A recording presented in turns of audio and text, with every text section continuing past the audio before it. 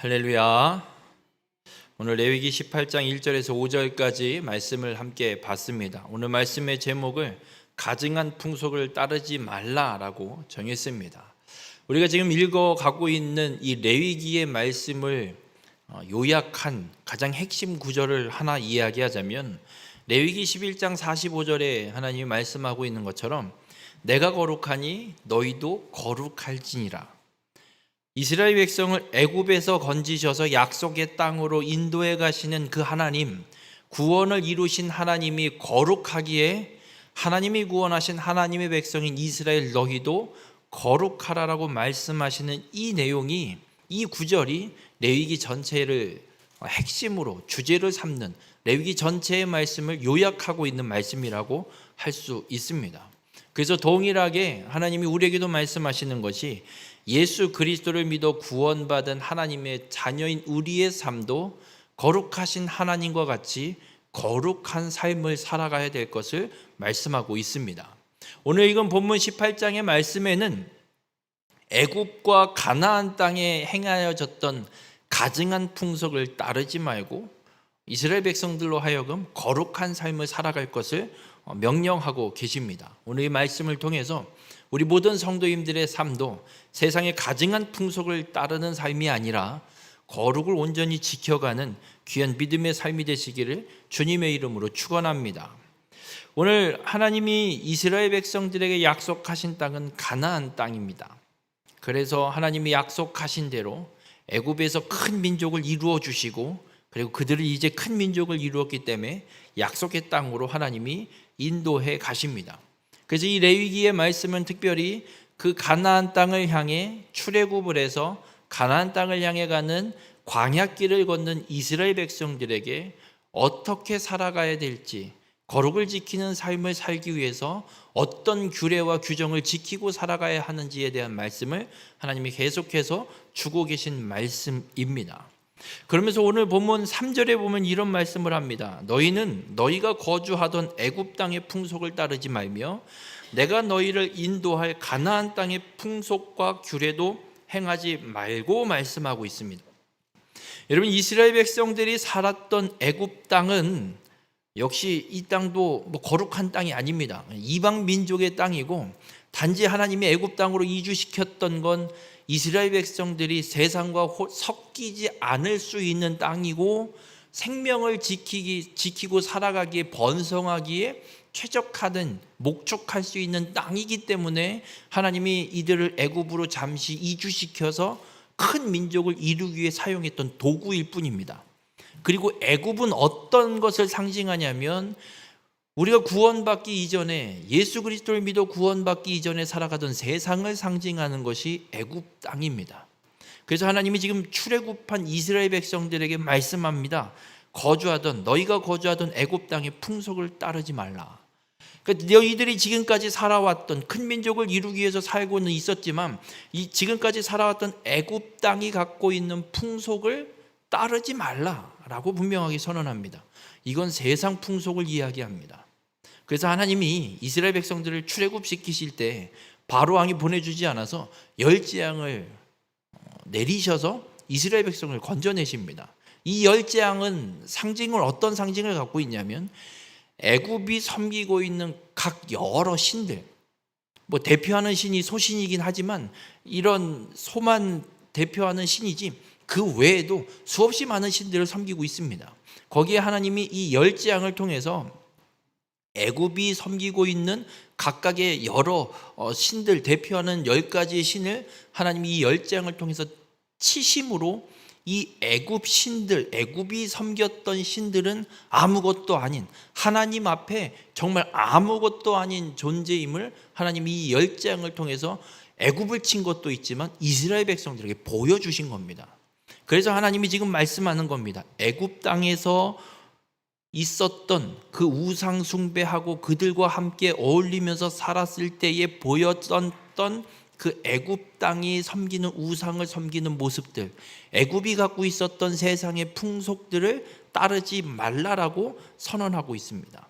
그리고 가나안 땅, 이제 앞으로 들어가게 될 가나안 땅, 하나님이 약속하셔서 주시겠다고 하신 땅, 이 가나안 땅이 맹지가 아니에요. 아무도 없고 아무도 살지 않는 그런 땅이 아니라 가나안 여섯 족속이 그 땅을 차지하고 이미 살고 있는 땅. 그래서 그들을 몰아내고 진멸하고 그리고 그 땅에 들어가야 하는 땅. 그래서 이미 가나안 땅에 살고 있는 그 가나안 족속의 풍속 또한 따르지 말 것을 하나님이 말씀하고 있습니다. 왜냐하면 이들이 행하는 건 우상 숭배입니다. 왜냐하면 애굽 땅도 그렇고 가나안의 여섯 족속도 그렇고 하나님을 섬기고 하나님을 따르는 백성이 아니라 세상 신을 따르고 우상을 섬기는, 우상을 숭배하는 세상의 민족들이기 때문에 이들이 하나님을 섬기는 자들이 아닙니다. 그래서 이들이 행하는 모든 풍속은 우상을 숭배하는 풍속, 우상을 따라 행하는 일들을 행하고 있습니다. 그래서 하나님이 약속의 땅으로 인도하는 이 이스라엘 백성들을 향해서 내가 거룩하니 너희도 거룩하라 명령하시고, 그리고 그 거룩을 지키기 위해서는 세상의 풍속을 따르지 말라라고 하나님 분명하게 선언하고 있습니다.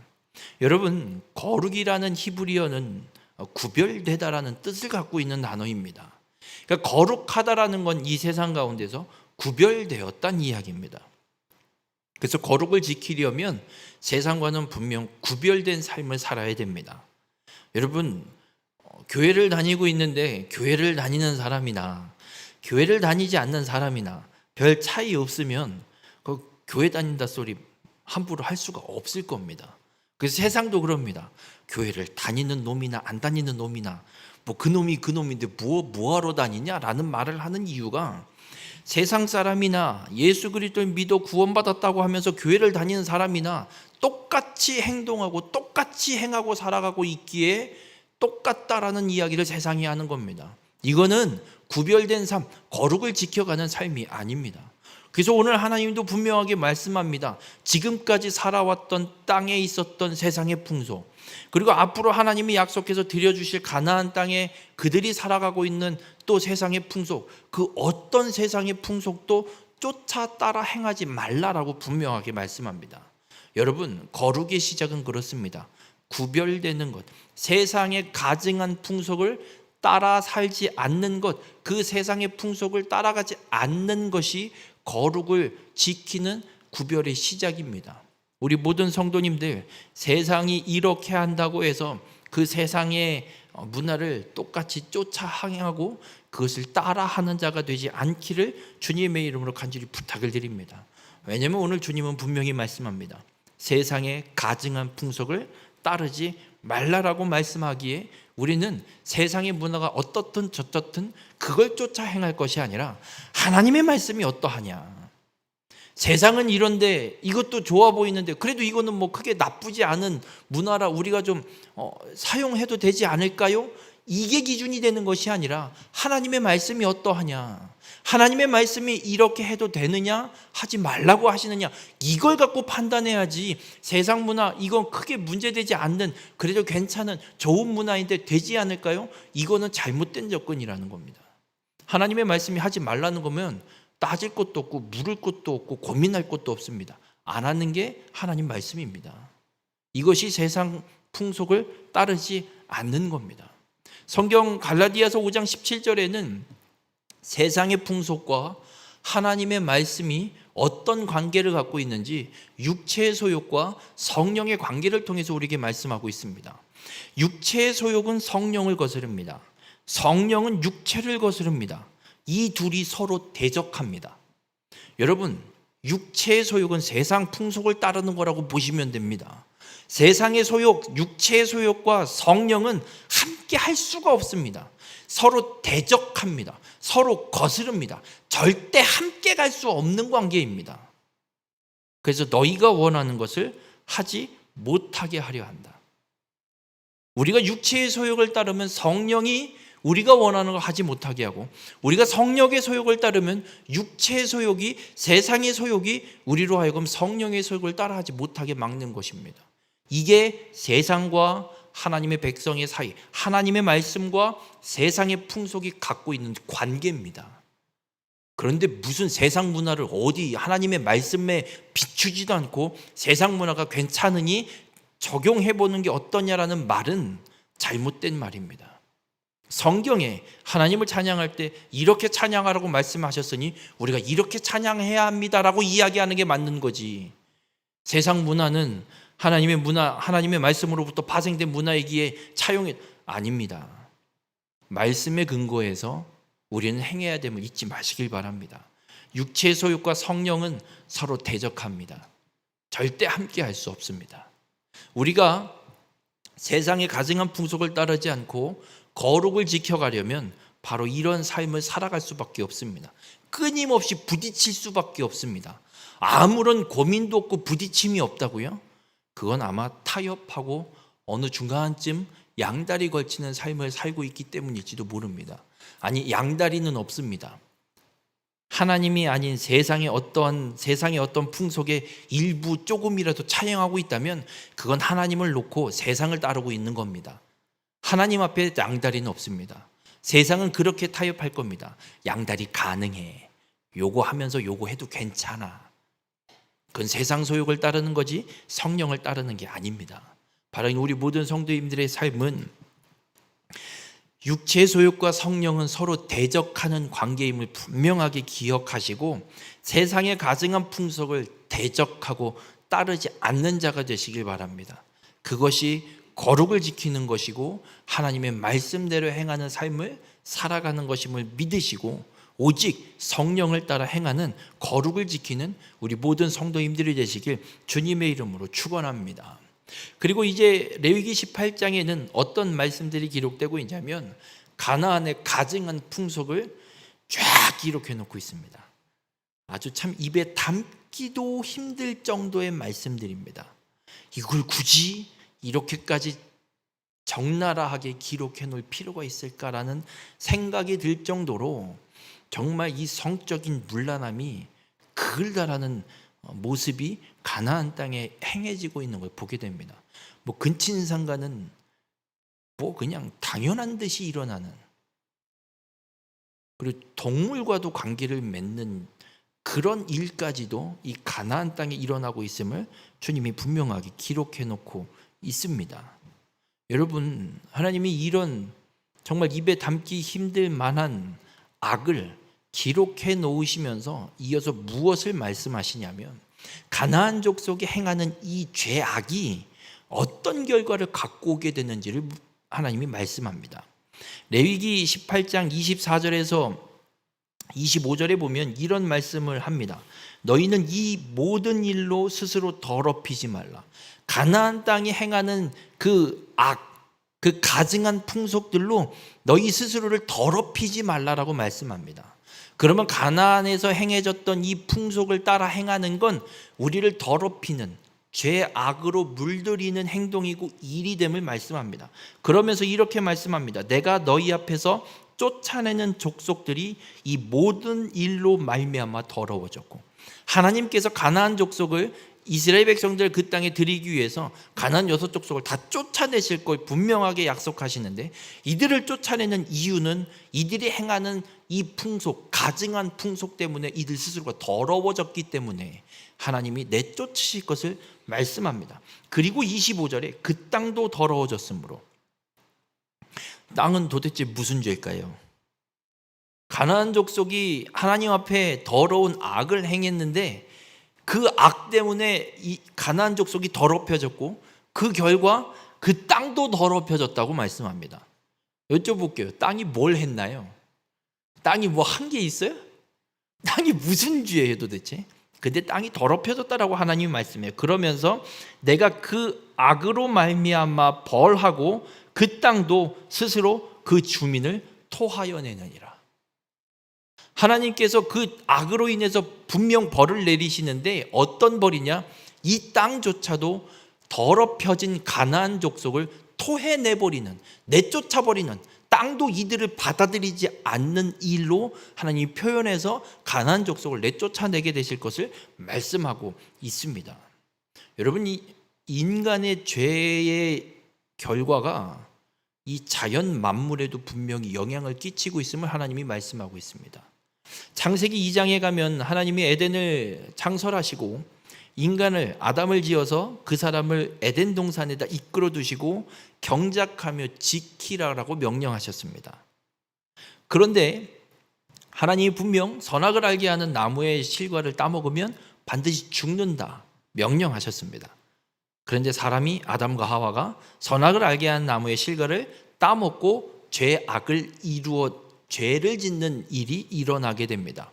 그리고 나서 하나님께서 그 죄를 짓도록 유혹한 뱀도 저주하시고 아담과 하와도 동일하게 저주하시는데 아담에게 어떤 저주를 하시냐면 창세기 3장 17절과 18절에 땅은 너로 말미암아 저주를 받고 선악을 알게 하는 나무의 실과를 따먹으면 죽으리라 명령하셨던 이 말씀을 어긴 아담의 이 죄 때문에 땅이 아담으로 말미암아 저주를 받게 됨을 말씀합니다. 인간의 죄의 결과가 이 창조, 자연, 하나님이 창조하신 자연 만물까지도 저주를 받게 되는 역사를 만들어냄을 분명하게 말씀합니다. 그리고 이어서 이렇게 말씀합니다. 너는 평생에 수고하여야 그 소산을 먹으리라. 땅이 내게 가시덤불과 엉겅퀴를 낼 것이라. 인간의 죄 때문에 저주받은 땅이 엉겅퀴와 가시덤불을 내서 사람은 땀을 흘리고 평생토록 수고해야만 땅에서 어떤 소산물을 얻어서 먹을 수 있게 될 것을 말씀합니다. 그전에는 땅 안 읽어도 됐거든요. 에덴 동산에서는 가시덤불과 엉겅퀴가 없었습니다. 그냥 하나님이 창조해 놓으신 그 모든 만물들, 선악을 알게 하는 나무의 실과를 뺀 나머지들은 다 먹을 수 있었어요. 먹을 수 있는 실과들이었어요. 그런데 인간이 죄를 지음으로 말미암아 땅의 저주를, 인간의 죄로 말미암아 땅이 저주를 받고 가시덤불과 엉겅퀴가 나는. 여러분, 제가 농담 삼아 하는 말이 있잖아요. 도대체 이놈의 풀 깎고 돌아서면 일주일, 2주일이면 그냥 또 솟아나고 어떻게 키우는 농작물은 가물면 다 말라 비틀어 죽는데 이놈의 풀은 가뭄이 와도 되지지도 않고 그렇게 잘 나는지. 이유가 여기에 있습니다. 인간의 죄 때문에 땅이 저주를 받아서 땅은 가시덤불과 엉겅퀴를 내는 겁니다. 잡초가 그렇게 잘 크는 이유는 여기에 있습니다. 쓸모없는 풀들이 잘 크는 이유는 인간의 죄 때문에 땅이 저주받았기 때문에 그렇습니다. 여러분, 인간의 죄악이 얼마나 큰지 이 자연 만물까지도 저주를 받게 되는 것임을 오늘 분명하게 말씀을 하고 있습니다. 그래서 가나안 땅도 동일하게 가나안 족속들이 하나님 앞에 악을 행함으로 저주를 받게 된 그 땅도 더럽혀지고 저주를 받게 돼서 오히려 이 가나안 족속을 이 땅이 토해내버리는 일이 벌어짐을 말씀하고 있습니다. 이 말씀은 동일하게 하나님이 이스라엘 백성들에게도 하시는 거예요. 너희가 가나안 땅에 들어가거든 내가 다 가나안 족속을 내쫓아 줄 것인데 그 땅에 들어가서 너희를 차지하고 살게 할 것인데 너희들도 가나안 족속의 이 가증한 풍속을 따라서 행하게 되면 똑같이 더럽혀질 것이다. 그렇게 너희가 더럽혀지면 가나안 땅이 가나안 족속을 토하여 낸 것처럼 너희를 토하여 내게 될 것이다. 우리 모든 성도님들, 하나님은 오늘 우리에게 분명하게 말씀합니다.